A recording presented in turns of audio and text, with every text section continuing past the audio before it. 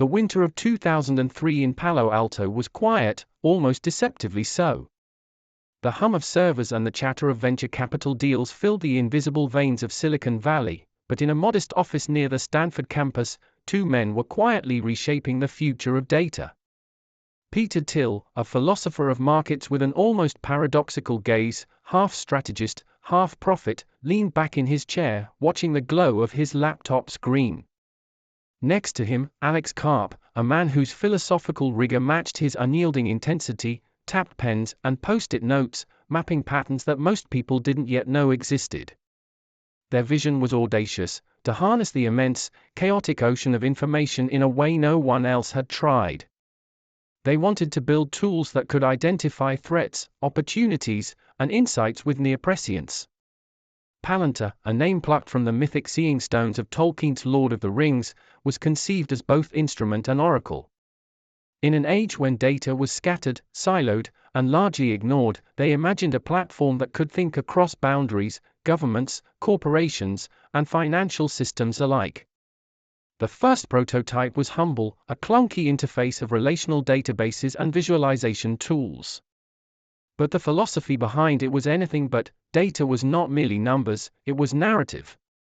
The team spoke of connecting dots, of illuminating unseen patterns, of turning confusion into clarity. Alex's European academic background, steeped in law and social theory, gave him a lens into human behavior that software alone could not achieve. Thiel's venture instincts provided a bridge from theory to capital, convincing skeptical investors that this untested idea could become indispensable. Early days were a crucible. Engineers worked in cramped offices, fueled by takeout, adrenaline, and the faint glow of idealism. Every breakthrough in integrating datasets, building secure nodes, or visualizing complex networks was hard-won. Venture capitalists, for the most part, were wary, government contracts seemed risky, enterprise adoption even riskier.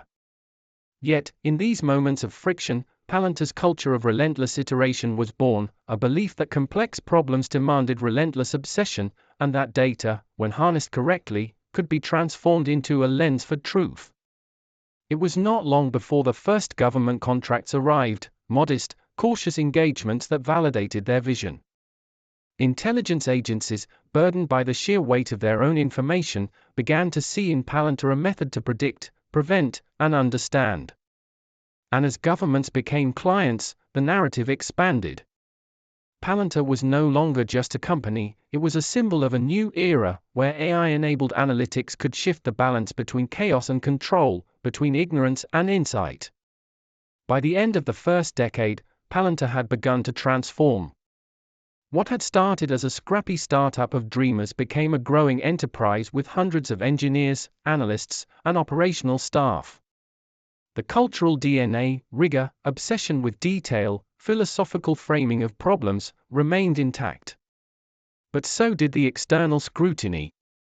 Questions of privacy, ethics, and transparency began to emerge. Yet through it all, the company's leaders remained unapologetically focused on their mission, to create intelligence from data, and to commercialize insight in ways that governments and enterprises could leverage. The early investors, including Thiel, watched as valuations rose, contracts multiplied, and the name Palantir began to appear in whispers of financial power. The vision, once a fragile spark in the minds of a few, was igniting. And for Alex Karp, the philosophical CEO, and his team, the journey was only beginning. By 2010, Palantir had grown out of the cramped Silicon Valley offices into sprawling floors of glass and steel, its engineers and analysts now numbering in the hundreds. Yet, despite its size, the company's essence remained unchanged, a relentless pursuit of insight. Every data point mattered, every anomaly demanded attention. Alex Karp walked these halls with the deliberate calm of a conductor, orchestrating an invisible symphony of information. The transformation from a niche analytics platform to an AI-enabled intelligence powerhouse was neither smooth nor guaranteed. Governments, once tentative clients, now relied on Palantir to anticipate threats and illuminate complex networks of criminal, terrorist, and financial activity. the company's algorithms could map hidden relationships across billions of data points, revealing structures that had been invisible to even the most experienced analysts. In these early days of AI-assisted analytics, Palantir's combination of human intuition and machine computation became its signature advantage. It was a time of extraordinary ambition. Karp's philosophy, rooted in ethics, logic, and skepticism of technocratic hubris, clashed occasionally with the raw competitive drive of investors like Peter Thiel. Thiel, ever the visionary capitalist, saw Palantir not just as a tool for intelligence but as a new engine of market power, capable of reshaping industries. Together, their dynamic forged a delicate balance, visionary caution tempered by opportunistic aggression. Enterprise adoption presented a new frontier. Wall Street firms, major banks, and Fortune 500 companies recognized that the ability to connect disparate datasets could be transformative. Fraud detection, risk analysis, operational optimization, Palantir became the invisible hand guiding strategic decisions at the highest levels. AI was no longer an abstract concept, it was embedded into financial models, operational workflows, and corporate strategy. Yet, the rise brought scrutiny. Ethical debates around data privacy, government surveillance, and corporate transparency emerged in the public sphere. Protesters, journalists, and regulators questioned the implications of concentrating intelligence in private hands. Karp, philosophical and deliberate, insisted that Palantir's mission was principled, to enable decisions informed by truth, not speculation. The tension between profit, power, and principle became a defining feature of the company's story. In parallel, the company's valuation soared. Early investors and founders began to see the financial rewards of their vision. Stock options and private funding rounds generated immense wealth, placing Palantir among the most influential AI-enabled analytics firms in the world. For the first time, the fusion of philosophy, engineering, and venture capitalism yielded both impact and fortune. Despite its success, Palantir remained an enigma. Competitors tried to emulate its tools, critics questioned its secrecy. But no one could replicate the combination of obsessive craftsmanship, ethical framing, and AI-assisted insight that had become Palantir's hallmark. By 2015, the company had reached a tipping point. It was no longer just a supplier of technology, it was a cultural and strategic force, shaping the way governments and enterprises thought about intelligence, risk, and the very nature of decision-making in the digital age. And as Palantir entered the public eye, preparing for its eventual IPO, the founders and investors faced their greatest challenge yet: how to remain true to a philosophical mission while navigating the pressures of public markets, shareholder expectations, and the accelerating AI revolution. The next phase of the journey would test not only their business acumen but their personal convictions. The world of 2018 was different from the one Palantir had first entered. AI was no longer a speculative promise, it was a force reshaping industries, economies, and geopolitics. Governments demanded ever more sophisticated analytics, corporations sought predictive intelligence, and the market had begun to recognize the true power and peril of data-driven decision-making. Palantir, once a scrappy startup, now stood as a colossus straddling the worlds of private enterprise and public governance. Alex Karp, now a seasoned CEO, felt the weight of this dual responsibility acutely. His philosophical training had prepared him to think in abstractions, to weigh consequences beyond immediate profit. Yet the world around him moved with relentless urgency. Every contract, every partnership, carried consequences far beyond spreadsheets. Decisions informed by Palantir's AI could alter military campaigns, financial stability, or corporate trajectories. He often walked the office floors at night, reviewing algorithms and outputs, pondering the ethical implications of what his team had built. The IPO, long anticipated, marked a turning point. Palantir's entrance into public markets brought scrutiny, regulatory oversight, and shareholder expectations that contrasted sharply with the company's original culture of discretion. Every earnings call became a test of transparency versus strategic secrecy. Karp, often guarded yet eloquent, emphasized mission over short-term profit. The public market rewarded vision, but it also punished missteps. The balance was delicate, and the stakes were immense. Simultaneously, AI itself presented challenges. Algorithms needed continuous refinement, machine learning models required vast quantities of curated data, and the risk of bias, misuse, or misinterpretation loomed large.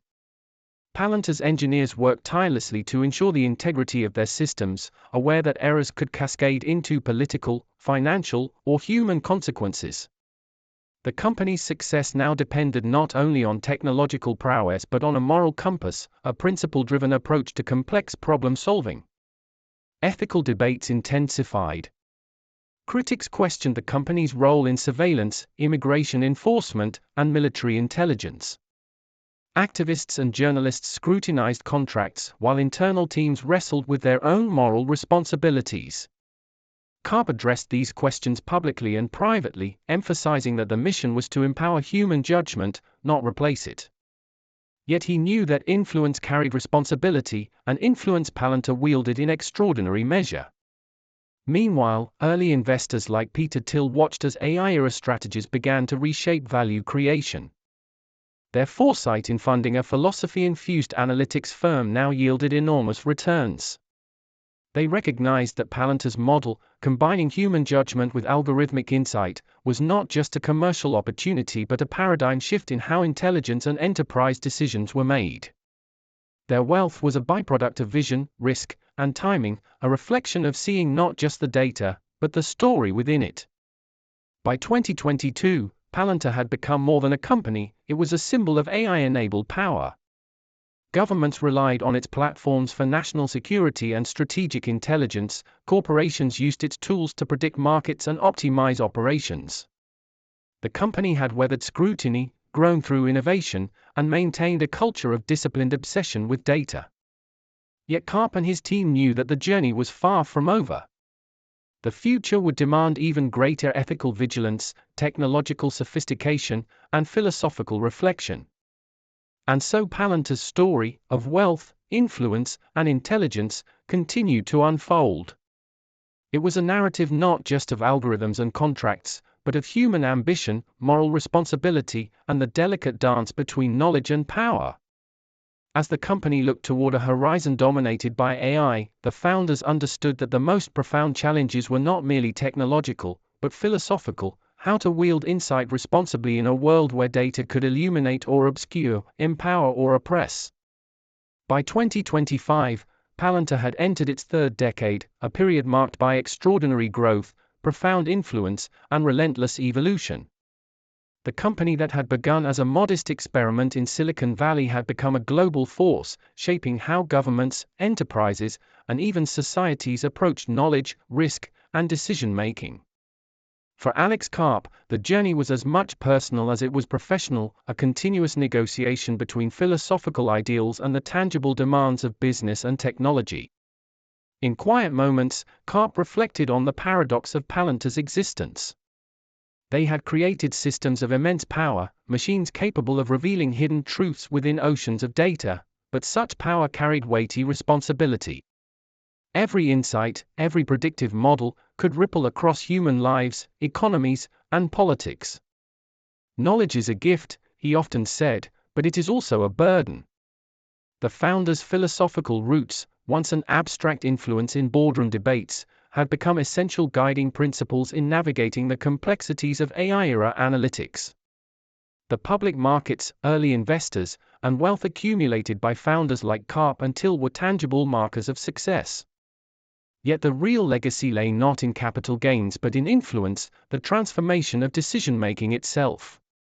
Palantir had demonstrated that human judgment, augmented by AI, could illuminate patterns previously invisible, revealing both opportunities and vulnerabilities. Governments and enterprises no longer operated purely on intuition, they operated on insight. The founders' vision of a platform that made sense of complexity had become reality, and in doing so, it had redefined the rules of strategy, intelligence, and risk. But success brought questions.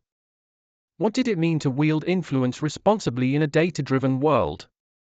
How should society balance transparency, privacy, and security? Palantir had faced criticism for contracts with governments and corporations, debates about ethics and surveillance, and scrutiny over AI's potential misuse. Karp embraced these challenges as part of the company's evolution, arguing that the true measure of an AI platform was not raw capability, but the ethical framework guiding its application. The company's mission was always principled, to empower human judgment, not replace it. Looking forward, Palantir's path intersected with the next frontier of AI, generative models, predictive simulations, and autonomous decision frameworks. The founders understood that technology alone could not guarantee positive outcomes. It required a careful integration of human values, oversight, and philosophical clarity. In many ways, the company's history was a microcosm of the broader AI revolution, a tale of ambition, insight, challenge, and responsibility. For early investors, the story was also personal. Peter Thiel and others had recognized early the value of a company that combined rigorous philosophy with technological ingenuity. Their wealth reflected foresight and risk-taking, yes, but it was also a reflection of believing in a vision that sought to reshape the very infrastructure of knowledge and intelligence. In Palantir, they had invested not only in software, but in a worldview, that understanding complexity, when guided by human judgment, could change the world. As the founders considered the horizon, they recognized that Palantir's true legacy would not be measured in contracts won, stock prices, or accolades. It would be measured in the decisions made better because of insight, the crises averted through understanding, and the lives impacted by knowledge responsibly applied. Their story was a testament to the convergence of philosophy, technology, and ambition, a reminder that in an age of AI, wisdom remains as crucial as data. In the final reckoning, Palantir's cinematic arc was not merely a tale of wealth or technological prowess. It was a story of humans confronting complexity, of architects of insight shaping an uncertain world, and of the enduring tension between power and principle.